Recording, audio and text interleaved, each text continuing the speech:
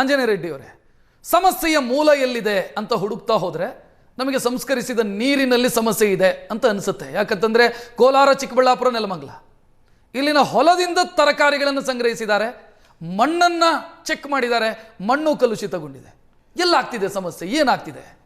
ನೋಡಿ,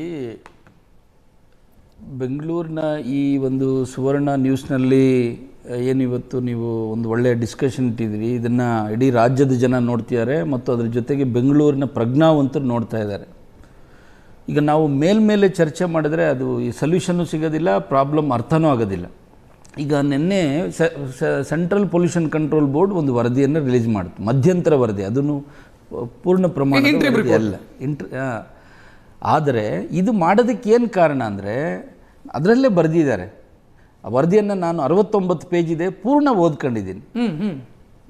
ಇದು 2023ರಲ್ಲಿ ನಮ್ಮ ಕರ್ನಾಟಕ ರಾಜ್ಯದ ಎಂಪ್ರಿ ಅನ್ನುವಂಥ ಸಂಸ್ಥೆ ಇಡೀ ಬೆಂಗಳೂರಿನಲ್ಲಿ ಎಲ್ಲೆಲ್ಲಿ ತರಕಾರಿಗಳಿದ್ದಾವೆ, ಅದು ಫುಟ್ಪಾತ್ ತರಕಾರಿ ಇರ್ಬೋದು, ಹಾಪ್ಕಾಮ್ಸ್ ತರಕಾರಿ ಇರ್ಬೋದು, ಅಥವಾ ರೆಪ್ಯೂಟೆಡ್ ಆರ್ಗ್ಯಾನಿಕ್ ಶಾಪ್ಸಲ್ಲಿರ್ತಕ್ಕಂಥ ತರಕಾರಿಗಳಿರ್ಬೋದು, 400 ತರಕಾರಿಗಳನ್ನು ಸ್ಯಾಂಪಲ್ ಮಾಡಿತು. ಸ್ಯಾಂಪಲ್ ಮಾಡಿದಾಗ ಬಹುತೇಕ ತರಕಾರಿಗಳಲ್ಲಿ ಅಂದರೆ ಸಾವಯವ ತರಕಾರಿಗಳಲ್ಲೂ ಸಹ ಸಮಸ್ಯೆ ಹೆವಿ ಮೆಟಲ್ಸ್ ಇದೆ ಅನ್ನುವಂಥದ್ದನ್ನು ಅವರು ಸಂಶೋಧನೆ ಮಾಡಿ ಸರ್ಕಾರಕ್ಕೆ ವರದಿ ಕೊಟ್ಟರು. ಆದರೆ ಸರ್ಕಾರ ಇದನ್ನು ಮುಚ್ಚಾಕುವಂಥ ಕೆಲಸವನ್ನು ಮಾಡ್ತು. ಆಗ national green tribunal suo motu case ತಗೊಳ್ತು. ಯಾಕೆಂದರೆ ಬೆಂಗಳೂರು ಒಂದು ಪ್ರಖ್ಯಾತ ನಗರ, ವಿಶ್ವವಿಖ್ಯಾತ ನಗರ. ಇಲ್ಲಿ ಅಧಿಕಾರಿಗಳು, ರಾಜಕಾರಣಿಗಳೆಲ್ಲ, ಜನಸಾಮಾನ್ಯರು ಮತ್ತು ಎಲ್ಲ ಬಡವರು ಬಗ್ಗರು ಎಲ್ಲರೂ ಬದುಕ್ತಾರೆ. ಅದ್ರ ಜೊತೆಗೆ ಪ್ರಪಂಚದ ಬೇರೆ ಬೇರೆಯವರೆಲ್ಲ ಬಂದು ಇಲ್ಲಿ ಇರಲಿಕ್ಕೆ ಇಷ್ಟಪಡ್ತಾರೆ. ಇಂಥ ಕಡೆ ಆಹಾರದಲ್ಲಿ ಇಂಥ ಒಂದು ಅಪಾಯಕಾರಿ ಅಂಶಗಳು ಬಂದ್ಬಿಟ್ರೆ ಮುಂದಿನ ದಿನಗಳಲ್ಲಿ ಪರಿಸ್ಥಿತಿ ಎಷ್ಟು ಬಿಗಡಾಯಿಸ್ತದೆ ಅನ್ನೋದ್ರ ಬಗ್ಗೆ ಇದರ ಮೂಲ ಅರ್ಥಕೋಬೇಕು ಅಂಥೇಳಿ ಒಂದು ಎಕ್ಸ್ಪರ್ಟ್ ಕಮಿಟಿ ಮಾಡಿ ನ್ಯಾಷನಲ್ ಗ್ರೀನ್ ಟ್ರಿಬ್ಯುನಲ್ಲು, ಫುಡ್ ಸೇಫ್ಟಿಯವರು ಮತ್ತು ಬೇರೆ ಬೇರೆ ಇವ್ರನ್ನೆಲ್ಲ ಸೇರಿಸಿ ಒಂದು ಎಕ್ಸ್ಪರ್ಟ್ ಕಮಿಟಿ ಮಾಡಿತ್ತು. ಅದು ಅಧ್ಯಯನ ಮಾಡಿ ಒಂದು ಮಧ್ಯಂತರ ವರದಿಯನ್ನು ನಿನ್ನೆ ರಿಲೀಸ್ ಮಾಡಿದೆ. ಅದರಲ್ಲಿ ಏನು ನಮ್ಮ ಎಂಪ್ರಿ ಮಾಡಿತ್ತು ಅದರಲ್ಲಿರ್ತಕ್ಕಂಥದ್ದೆಲ್ಲ ಸತ್ಯ ಇದೆ ಅನ್ನುವಂಥದ್ದನ್ನು ರೀಕನ್ಫರ್ಮ್ ಮಾಡಿದೆ ಅಷ್ಟೇ.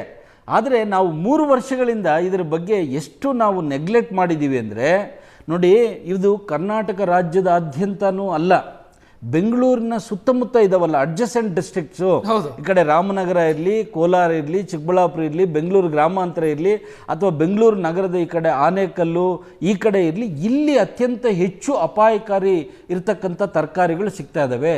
ಕಾರಣ ಏನು? ಈಗ ಕೆಲವರು ಹೇಳ್ತಾರೆ ಔಷಧಿ ಹೊಡಿತೀವಿ ಅಂತ. ಔಷಧಿ ಹೊಡಿದೆ ಎಲ್ಲೂ ಬೆಳೆಯಲ್ಲ ತರಕಾರಿ, ಎಲ್ಲ ಕಡೆನೂ ಬೆಳಿಬೇಕು. ಆದರೆ ಹೆವಿ ಮೆಟಲ್ಸ್ ಇರುವಂಥದ್ದು ಕಂಟಾಮಿನೆಂಟ್ಸು, ಅದು ಗ್ರೌಂಡ್ ವಾಟರ್. ಔಷಧಿ ಹೊಡೆಯೋದೇ ಸಮಸ್ಯೆ ಆದರೆ ಸಾವಯವದಲ್ಲ ಪ್ರಾಬ್ಲಮ್ ಬರಬಾರದು. Exactly, this is very very important point. ಸಾವಯವ ಅಂದರೆ ಅವರು ರಾಸಾಯನಿಕನೂ ಬಳಸಲ್ಲ, ಔಷಧಿನೂ ಹೊಡೆಯಲ್ಲ, ಅವರೇನೇನೋ ಬೇರೆ ಬೇರೆ ಸಾವಯವ ಮಾರ್ಗಗಳಲ್ಲಿ ಬೆಳೀತಾರೆ. ಆದರೆ ಅವರು ಬಳಸುವಂಥದ್ದೇನು ಅಲ್ಲಿನ ನೀರು ಮತ್ತು ಅಲ್ಲಿನ ಮಣ್ಣು, ಅದರಲ್ಲಿ ಇದೆ ಅಂತಂದಾಗ ಅಲ್ಲಿನ ನೀರಿನಲ್ಲಿ ಏನೋ ಪ್ರಾಬ್ಲಮ್ ಆಗಿದೆ ಮತ್ತು ಆ ನೀರಿನಿಂದ ಮತ್ತೆ ಮಣ್ಣು ಪ್ರಾಬ್ಲಮ್ ಆಗುತ್ತೆ. ಮಣ್ಣು ಪ್ರಾಬ್ಲಮ್ ಆಗಿದ್ದರಿಂದ ಅಲ್ಲಿ ಬೆಳೆಯುವಂಥ ಏನು ಇವು ಹೇಗೆ ಅಂದರೆ ಈ ಸೊಪ್ಪು ತರಕಾರಿಗಳಿದಾವಲ್ಲ, ಟೊಮ್ಯಾಟೊ, ಸೌತೆಕಾಯಿ, ಬೀನ್ಸು ಮತ್ತು ಕ್ಯಾಬೇಜು, ಕೋಸು, ಇವೆಲ್ಲ ನೀರನ್ನು ಅಬ್ಸಾರ್ಬ್ ಮಾಡಿಕೊಳ್ಳುವಂಥ, ಬೇಗ ನೀರನ್ನು ಹಿಡಿದಿಟ್ಕೊಳ್ಳುವಂಥ ತರಕಾರಿಗಳು. ಇವು ನೀರಿನಲ್ಲಿರ್ತಕ್ಕಂಥ ಒಳ್ಳೆಯ ಅಂಶಗಳನ್ನು ಅಥವಾ ಕೆಟ್ಟ ಅಂಶಗಳನ್ನು ಈಸಿಯಾಗಿ ತೊಗೊಂಡ್ಬಿಡ್ತವೆ. ಅದು ಇವತ್ತು ಸೈಕಲಲ್ಲಿ ನಮ್ಮ ಫುಡ್ ಚೈನ್ಗೆ ಹೋಗ್ತಾ ಇದೆ ಬೆಂಗಳೂರಿನವ್ರಿಗೆ ಅನ್ನುವಂಥದ್ದು ಇವತ್ತು ನಮ್ಮೆಲ್ಲರಿಗೂ ಆತಂಕ. ಆದರೆ ಇಲ್ಲಿ ನೋಡಿ, ನಮಗೆ ನೋವಾಗ್ತಿರೋದು ಏನಂದರೆ, ಇದನ್ನು 10 ವರ್ಷಗಳಿಂದ ನಾವು ಹೋರಾಟಗಾರರು ರೆಜಿಸ್ಟ್ ಮಾಡ್ತಾ ಇದ್ದೀವಿ. ನಮ್ಮ ಕೋಲಾರ, ಚಿಕ್ಕಬಳ್ಳಾಪುರ ಮತ್ತು ಬೆಂಗಳೂರು ಗ್ರಾಮಾಂತರ ಜಿಲ್ಲೆಗಳು, ರಾಮನಗರ ಜಿಲ್ಲೆಗಳು ಬೆಂಗಳೂರಿಗೆ ಫುಡ್ ಬೌಲು. ನಾವು ಬೆಂಗಳೂರಿನವ್ರಿಗೆ ಬೆಂಗಳೂರಿನ ಹಸುವನ್ನು ನೀಗಿಸ್ತಾ ಇದ್ದೀವಿ. ಆದರೆ ನಮಗೆ ಒಂದು ನೀರಾವರಿ ಸೌಲಭ್ಯ, ನದಿ ನೀರಿನ ಸೌಲಭ್ಯ ಕೊಡಿ, ನಮಗೆ ಮಳೆ ನೀರನ್ನು ಹಿಡಿದಿಟ್ಟುಕೊಳ್ಳುವಂಥ ವ್ಯವಸ್ಥೆಯನ್ನು ಮಾಡಿ ಅಂತ ಹೇಳಿದಾಗ ಯಾರೂ ಕೇಳಲಿಲ್ಲ. ಇವತ್ತು ಏನು ಮಾಡ್ತಿದ್ದಾರೆ, ಬೆಂಗಳೂರಿನ ಸಿವೇಜ್ ವಾಟ್ರನ್ನು, ಅರೆ ಸಂಸ್ಕರಿಸಿದ ನೀರನ್ನು, ಅಂದರೆ ಸೆಕೆಂಡರಿ ಟ್ರೀಟೆಡ್ ವಾಟರ್ ಅಂತ ಏನು 20-30 ವರ್ಷಗಳಿಂದ ಬೆಂಗಳೂರಿನಲ್ಲಿತ್ತು, ಅದನ್ನು ನಮ್ಮ ಕೆರೆಗಳಿಗೆ ಹರಿಸ್ತಾ ಇದ್ದಾರೆ. ಇವತ್ತು ಆ ಕೆರೆಗಳಲ್ಲಿ ಏನು ಪರಿಸ್ಥಿತಿ ಆಗಿದೆ ನೀವು ನೋಡಿರ್ಬೋದು. ಮೊದಲು ಬೆಳಂದೂರು, ವರ್ತೂರು ಕೆರೆಗಳಲ್ಲಿ ಹೇಗೆ ಬಣ್ಣ, ವಾಸನೆ ಮತ್ತು ಹೈಸಿಂತ್ ಬೆಳೀತಿತ್ತು, ಇವತ್ತು ನಮ್ಮ ಕೆರೆಗಳು ಹಾಗೆ ಆಗಿದ್ದಾವೆ. ಇವತ್ತು ಅದರ ಪರಿಣಾಮ ಏನು?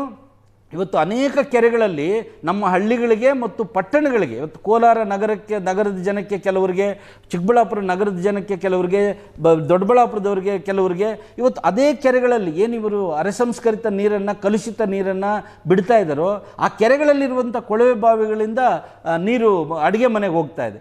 ಮತ್ತು ಆ ಅಕ್ಕಪಕ್ಕದಲ್ಲಿರ್ತಕ್ಕಂಥ ಕೆರೆಗಳಲ್ಲಿ ಏನು ಅಂತರ್ಜಲ ಅಭಿವೃದ್ಧಿ ಆಗ್ತದೆ ಅಂತ ಒಂದು ಉದ್ದೇಶ ಇತ್ತು. ಆಯಿತು, ಅಂತರ್ಜಲ ಅಭಿವೃದ್ಧಿ ಆಗುತ್ತೆ, ಆದರೆ ಅದನ್ನು ಬಳಸಬೇಕಲ್ಲ.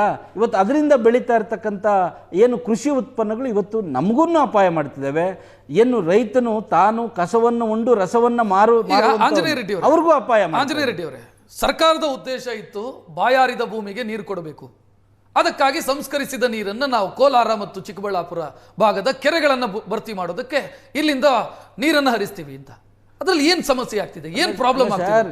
ಸರ್ಕಾರಕ್ಕೆ ಸದುದ್ದೇಶನೇ ಇದ್ದಿದ್ರೆ 15 ವರ್ಷದ ಹಿಂದೆ ಕುಡಿಯಲಿಕ್ಕೆ ಪರಿಶುದ್ಧವಾದಂಥ ಪ್ರತಿ ಮನೆಗೆ, ಪ್ರತಿ ನಾಗರಿಕನಿಗೆ ಎತ್ತಿನ ಹೊಳೆಯಿಂದ ನೀರು ಕೊಡ್ತೀವಿ ಅಂತೇಳಿ 24,000 ಕೋಟಿ ಖರ್ಚು ಮಾಡಿ ನುಂಗಿ ನೀರು ಕೊಡಿದ್ರಲ್ಲ, ಅದು ಯಾಕೆ ಕೊಡಲಿಲ್ಲ? ನಮಗೆ ಯಾಕೆ? ನಾವೇನು ಥರ್ಡ್ ರೇಟ್ ಇವರು ಸುತ್ತಮುತ್ತ ಇರೋ ಜಿಲ್ಲೆಗಳು, ಬಾಯಾರದವರು, ಅವರು ಬರಗೆಟ್ಟವರು ಮತ್ತು ಧ್ವನಿ ಇಲ್ಲದೆ ಇರೋರು ಏನು ಕೊಟ್ಟರು ತಗೊಳ್ತಾರೆ ಅಂತ ಹೇಳಿ ಭಿಕ್ಷುಕರ ಥರ ಈ ಅನ್ನ ಅಳಸಿತ್ತು ನಾಯಿ ಹಸಿದಿತ್ತು ಅನ್ನುವಂಥ ಗಾದೆ ಇದೆಯಲ್ಲ, ಆ ರೀತಿ ಏನು ಬೇಕಾದ್ರೂ ಕೊಡ್ಬೋದಾ? ನೋಡಿ, ತ್ಯಾಜ್ಯ ನೀರನ್ನು ಕೊಡಬಹುದು, ಆದರೆ ಯಾವಾಗ? 2013ರಲ್ಲಿ UPA ಸರ್ಕಾರ, ಮನಮೋಹನ್ ಸಿಂಗ್ ಅವರ ಸರ್ಕಾರ ಇದ್ದಾಗ CPHEEO ಅಂತ ಒಂದು ಗೈಡ್ಲೈನ್ ಮಾಡಿದೆ. ಹೇಗೆ ನಗರಗಳಲ್ಲಿ ಉತ್ಪತ್ತಿಯಾಗುವಂಥ ನೀರನ್ನು, ತ್ಯಾಜ್ಯ ನೀರನ್ನು ಹೇಗೆ ಸಂಸ್ಕರಣೆ ಮಾಡಬೇಕು, ಏನು ತಂತ್ರಜ್ಞಾನ ಉಪಯೋಗಿಸ್ಕೋಬೇಕು ಮತ್ತು ಅದನ್ನು ಹೇಗೆ ರಿಯಲ್ ಟೈಮ್ ಮಾನಿಟರ್ ಮಾಡಬೇಕು ಮತ್ತು ಅದರಲ್ಲಿ ಸೇಫ್ಟಿ ಪ್ಯಾರಾಮೀಟರ್ಸ್ ಅಂತ ಏನಿದೆ ಅದನ್ನೆಲ್ಲ ಹೇಗೆ ಮಾಡಬೇಕು. ಅದಕ್ಕಿಂತಲೂ ಮುಖ್ಯವಾಗಿ ನಗರದಲ್ಲಿ ನಮ್ಮ ಡಾಕ್ಟರ್ ಅಂಜನಪ್ಪನವರು ಮೇಡಮ್ ಹೇಳ್ತಿದ್ರಲ್ಲ, ಆ ರೀತಿ ಉತ್ಪತ್ತಿಯಾಗುವಂಥ, ಈಗ ನೋಡಿ 90% ಡೊಮೆಸ್ಟಿಕ್ ಸಿವೇಜ್ ಬರುತ್ತೆ, 10% ಇಂಡಸ್ಟ್ರಿಯಲ್ ಸಿವೇಜ್ ಬರುತ್ತೆ. ಈ 10% ಇಂಡಸ್ಟ್ರಿಯಲ್ ಸಿವೇಜನ್ನು ಅದೇ ಕೆರೆಗಳಿಗೆ, ಅದೇ ರಾಜಕಾಲುವೆಗಳಿಗೆ ಬಿಡಬಾರ್ದು. ಅವರಿಗೆ ಲೈಸೆನ್ಸ್ ಕೊಡುವಾಗ ಝೀರೋ ಡಿಸ್ಚಾರ್ಜ್ ಪಾಲಿಸಿಯನ್ನು ಫಾಲೋ ಮಾಡಿ, ಅಂದರೆ ಅವರು ಏನು ನೀರನ್ನು ಕಲುಷಿತ ಮಾಡ್ತಾರೆ ಅವರೇ ಅದನ್ನು ಟ್ರೀಟ್ ಮಾಡ್ಕೋಬೇಕು. ವೀಕ್ಷಕರಿಗೆ ಯಾಕಂತಂದ್ರೆ ಇಲ್ಲಿ ಸಮಸ್ಯೆಯ ಮೂಲ ಯಾವುದು ಅನ್ನೋದ್ರ ಬಗ್ಗೆ ನಾವು ಮಾತನಾಡ್ತಾ ಇದ್ವಿ. ನೀರಲ್ಲೇ ಸಮಸ್ಯೆ ಇದೆ. ನಮ್ಮ ಕೋಲಾರ ಚಿಕ್ಕಬಳ್ಳಾಪುರ ಭಾಗದಲ್ಲಿ ಬೆಳೆಯುವಂತ ತರಕಾರಿ ಈ ರೀತಿ ಆಗೋದಕ್ಕೆ ಕಾರಣ ಆಗಿದ್ದೇ ನೀರು ಅಂತ ಹೇಳ್ತಾ ಇದ್ದಾರೆ. ಯಾವ ಪ್ರಮಾಣದಲ್ಲಿ ನೀರು ಹರಿಯ ಬಿಡ್ತಾ ಇದ್ದಾರೆ? ಬೆಂಗಳೂರಿನ ಸಿವೇಜ್ ವಾಟರ್ ಅನ್ನ ಸರಿ ಅರೆ ಸಂಸ್ಕರಿಸಿದ ನೀರು ಅಂತ ಹೇಳಿದ್ರೆ ಹೌದು, ಯಾವ ಪ್ರಮಾಣದಲ್ಲಿ ಬಿಡ್ತಾ ಇದ್ದಾರೆ ಸರ್? ಈಗ KC ವ್ಯಾಲಿಗೆ 400 mld, HN ವ್ಯಾಲಿಗೆ 200 mld, ವೃಷಭಾವತಿ ವ್ಯಾಲಿಗೆ 300 mld ಈಗ ಪ್ಲಾನ್ ಮಾಡ್ತಿದ್ದಾರೆ. ಸೊ ಇಲ್ಲಿ ಅವರು ಏನು ಪ್ರಾಮಿಸ್ ಮಾಡಿದಾರೋ ಅಷ್ಟು ಪ್ರಮಾಣದ ನೀರನ್ನು ಟ್ರೀಟ್ ಮಾಡೋಕ್ಕೆ STPಗಳೇ ಇಲ್ಲ ಅವ್ರ ಹತ್ರ. ಮತ್ತು ಇರುವ ಹಳೆ STPಗಳನ್ನು ಟರ್ಷರಿ ಲೆವೆಲ್ಗೆ ಅಪ್ಗ್ರೇಡ್ ಮಾಡಿ ಅಂಥೇಳಿ ನಾವು ಹೈಕೋರ್ಟಲ್ಲಿ, ಸುಪ್ರೀಂ ಕೋರ್ಟಲ್ಲಿ ಈಗಾಗಲೇ ಕಾನೂನು ಹೋರಾಟವನ್ನು ಮಾಡ್ತಿದ್ದೀವಿ. ಸರ್ಕಾರದ ಮೇಲೆ ಒತ್ತಡವನ್ನು ಹೇರುವಂಥ ಒಂದು ಕೆಲಸವನ್ನು ಮಾಡ್ತಿದ್ದೀವಿ. ಆದರೆ ನೋಡಿ, ಭಾರತೀಯ ವಿಜ್ಞಾನ ಸಂಸ್ಥೆ ಡಾಕ್ಟರ್ TV ರಾಮಚಂದ್ರ ಅವರು ಈ ಯೋಜನೆ ಆರಂಭ ಮೊದಲೇ ಹೇಳಿದ್ದಾರೆ, ನೋಡಿ ನೀವೇನಾದರೂ ಈ ರೀತಿಯಾದ ಸೆಕೆಂಡರಿ ಟ್ರೀಟೆಡ್ ವಾಟರ್ನ ಕೊಟ್ಟರೆ ಆ ಕೆರೆಗಳು ಹಾಳಾಗ್ತವೆ, ಅಲ್ಲಿ ಬಯೋಡೈವರ್ಸಿಟಿ ಹಾಳಾಗುತ್ತೆ ಮತ್ತು ಅದರಿಂದ ಉತ್ಪತ್ತಿ ಆಗುವಂಥ ಆಹಾರ ಬೆಂಗಳೂರಿಗೆ ಬರ್ತದೆ ಅಂತ ಹೇಳಿ ಅವರು ಅವತ್ತೇ ಹೇಳಿದ್ದಾರೆ. ಯಾವಾಗ? 2015ರಲ್ಲಿ ಹೇಳಿದ್ದಾರೆ. ಅದು ಇವತ್ತು ಸರ್ಕಾರಗಳು ಅವುಗಳನ್ನೆಲ್ಲ ಎತ್ತಿ ಕಸದ ಬುಟ್ಟಿಗೆ ಹಾಕಿದ್ರಿಂದ ಗೈಡ್ಲೈನ್ ಪಾಲಿಸೋದಿಲ್ಲ, IASC ರೆಕಮೆಂಡೇಶನ್ ಪಾಲಿಸೋದಿಲ್ಲ. ಮತ್ತು ಅದಕ್ಕಿಂತಲೂ ಇಂಪಾರ್ಟೆಂಟ್, ಕರ್ನಾಟಕ ಮಾಲಿನ್ಯ ನಿಯಂತ್ರಣ ಮಂಡಳಿ, ಕರ್ನಾಟಕ 2021ರಲ್ಲಿ NGT ಮಾನಿಟರಿಂಗ್ ಕಮಿಟಿ ಜೊತೆ ಒಂದು ಡಿಸ್ಕಸ್ ಮಾಡಿ ಅವರೂ ಟರ್ಷರಿ ಲೆವೆಲ್ಗೆ ಇದನ್ನು ಎಲ್ಲ STPಗಳನ್ನು ಅಪ್ಗ್ರೇಡ್ ಮಾಡಿ ಅಂತ ಹೇಳ್ತಾರೆ. ಅದನ್ನು ಪಾಲಿಸೋದಿಲ್ಲ. ಸೊ ಈಗ ಏನಾಗ್ತಾ ಇದೆ, ಈ ವಿಶ್ವವಿಖ್ಯಾತ ಬೆಂಗಳೂರು ನಗರದಲ್ಲಿ ತರಕಾರಿ ಅಪಾಯ ಅಂತೇಳಿ ಎಲ್ಲರೂ ಬೆಚ್ಚಿ ಬಿದ್ದಿದ್ದಾರೆ ಹೊರತು ಇದಕ್ಕೆ ಬೆಳೆದು ಕಳಿಸ್ತಾ ಇರ್ತಕ್ಕಂಥ ಕೋಲಾರ, ಚಿಕ್ಕಬಳ್ಳಾಪುರ, ಬೆಂಗಳೂರು ಗ್ರಾಮಾಂತರ, ರಾಮನಗರ ಅವ್ರಿಗೆ ಎಂತ ನೀರು ಕೊಡ್ತಾ ಇದೀವಿ ನಾವು ಅನ್ನೋದ್ರ ಬಗ್ಗೆ ಒಂದು ಕನ್ಸರ್ನ್ ಇರಬೇಕಲ್ಲ ಯಾರಿಗಾದ್ರೂ. ಇವತ್ತು ನೋಡಿ, ನಮಗೆ ನೀವು ಕಲುಷಿತ ನೀರನ್ನು ಕೊಟ್ಟರೆ ನಿಮಗೆ ಕಲುಷಿತ ಆಹಾರ ಬರುತ್ತೆ. ಇದೇನು ವೈಸ್ ವರ್ಷ ಸರ್. ಅದರಿಂದನೇ ಈಗಲಾದರೂ ಎಚ್ಚೆತ್ಕೊಂಡು, ಇಂಥ ವರದಿಗಳು ಬಂದ ಮೇಲಾದರೂ ಎಚ್ಚೆತ್ಕೊಂಡು ಪ್ರಾಮಾಣಿಕವಾಗಿ ಯೋಚನೆ ಮಾಡಿ. ಸುಮ್ಮನೆ ಸಮರ್ಥನೆ ಮಾಡ್ಕೊಂಡು ನಾಳೆ ಇನ್ನೊಂದು 10 ವರ್ಷ ಹೋದ್ಮೇಲೆ ಏನೂ ಆಗಲಿಲ್ಲ. ಇವತ್ತೇ ಬೆಂಗಳೂರಿನ ಪರಿಸ್ಥಿತಿ ನಿಮಗೆ ಗೊತ್ತಾ?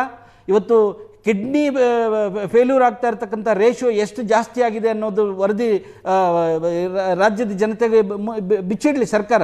ಕ್ಯಾನ್ಸರ್ ರೇಷಿಯೋ ಎಷ್ಟು ಜಾಸ್ತಿ ಆಗ್ತಾ ಇದೆ ಅನ್ನೋದನ್ನ ಬಿಚ್ಚಿಡ್ಲಿ. ಇವೆಲ್ಲ ಯಾಕೆ ಆಗ್ತಾ ಇದೆ ನೋಡಿ, ಜನ ಬೆಂಗಳೂರಿನಲ್ಲಿ ವಾರ್ಡ್ಗೊಂದೊಂದು ಡಯಾಲಿಸಿಸ್ ಸೆಂಟರ್ ಕೊಡ್ರಿ ಅಂತ ಕೇಳ್ತಿದ್ದಾರೆ ಹೊರತು ನಮಗೆ ವಾರ್ಡ್ಗೊಂದು ಡಯಾಲಿಸಿಸ್ ಸೆಂಟರ್ ಕೊಡುವಂತ ಪರಿಸ್ಥಿತಿಗೆ ನಾವು ಯಾಕೆ ತಂದ್ಕೊಂಡಿದ್ದೀವಿ ಅನ್ನೋದ್ರ ಬಗ್ಗೆ ಕೇಳ್ತಾ ಇಲ್ಲ. ಮಾತನಾಡೋಣ ರೆಡ್ಡಿ ಅವರೇ.